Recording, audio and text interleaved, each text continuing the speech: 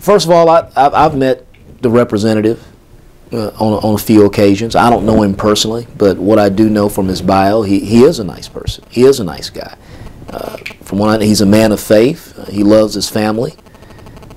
But again, you know, and we say this about maybe 95% of those that are in office. They're good folks. But at the end of the day, we have to ask ourselves, you know, we have to look ourselves in the mirror and say, some of the things that are going on right now, is that right? Is it right for people to be kicked out of their house or taxed out of their house due to rising appraisal values? Is that right? Is it right that we do not have a legislator from East Texas? And this is what I can understand about the incumbent. The incumbent is a Democrat. He's a Democrat elected official. Sooner or later, he could probably get a letter to the Democrat president quicker than a lot of our Republican elected officials, maybe even the governor.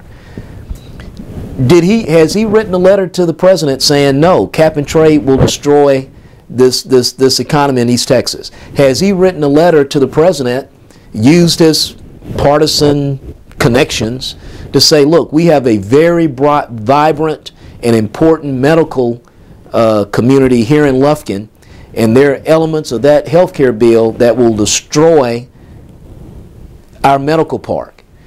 So some of the things that have happened over the last year or two should have been an opportunity for the incumbent, but he has not used that opportunity. So that brings me to this other point. In the next legislature, due to the economy, definitely the budget will be issue number one, and also issue number one will be redistricting. Our state population has increased, which means that our number of representatives that we can send to Washington will increase. Redistricting experts, Republican elected officials that I've talked to have stated that we will gain seats, and based on how the map is drawn, if you use the old Democrat Martin Frost map, if you start from that map, we're looking at sending 11 more Democratic representatives to to Washington. Now, what does that mean? It means 11 more votes for cap and trade when it comes back around. It means for the, Obama, Reid, Pelosi, cap and trade. 11 more votes for Obama, Reid, Pelosi, health care. 11 more votes for Obama, Reid, Pelosi, tax increases. 11 more votes for Obama, Reid, Pelosi, budget busting $1.3 trillion deficits. It means 11 more votes for trying terrorists downtown in your county square, in the courthouse. That's what that means. And part of politics, I think, has been, sounding the alarm, so let me sound the alarm. Mac Reynolds is a nice guy. He's a good guy. He's done some good things, but he's already proven himself on this issue.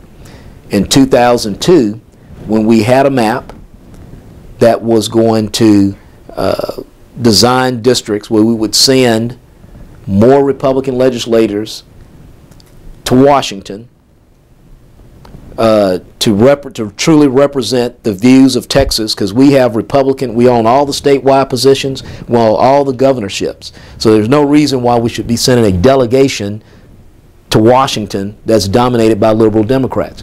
Well, the incumbent in a district that's pretty much dominated by Republican values, he decided to side with the Democrats, and he went to Oklahoma to sit and protest on the side of the pool. So he's already showed us where he is on that issue when it comes up. So at the end of the day, he will vote for 11 more liberal Democrats to go and support the Obama, Reid, Pelosi agenda. And to sound the alarm about this district, if it's not the only district, it will be one of the few districts in the state of Texas that could potentially decide the direction of the country For the next 2 years? Well, no, for the next 10 years, because the census and the districts, when they're drawn, we'll probably be set with those for the next 10 years. And the point is, do you want Texas contributing to a Washington agenda that will ultimately destroy us and our economy here in Texas? And I don't think that's the case. Now, here's the good thing about it. I've talked to, again, Republican experts in politics and campaigns. On very good, on average days, we should be able to get 60% Republican support for our Republican candidates, from president, governor, all the way down the justice of the peace in Angelina County in House District 12. So I'm calling on all our Republicans to come back for those reasons. And when we look at the budget, you know, we have issues here in East Texas, and we will have a Republican majority in the Senate and the House in 2011. I think it's important that we have not only someone on the floor of the House representing East Texas, but someone in the caucus, working with Wayne Christian, working with Brian Hughes in the Republican caucus, in the Republican Texas Conservative Coalition on these issues that are important to us. Water, our water rights. Again, you say you're pro-life, you got to be for pro-East Texas water rights, okay? That's important. Mac Reynolds will be outside of most of those discussions, pretty much talking with liberal urban Democrats, okay? That's not where East Texas values and interests start. We have our Texas State School here. The budget, when it's drafted, will start in the Republican caucus in the House and the Senate. We need a Republican in that caucus saying no. We don't, not only do we not cut the Texas State Lufkin School, we need to look at how do we enhance it.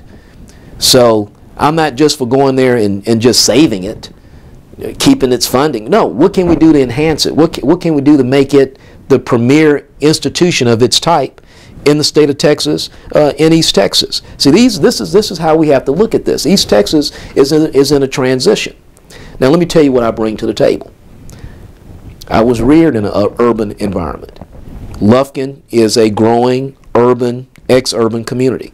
I've taught school in the urban environment. I've taught school in the suburban environment. I've taught school in the ex-urban, and I teach now in the rural.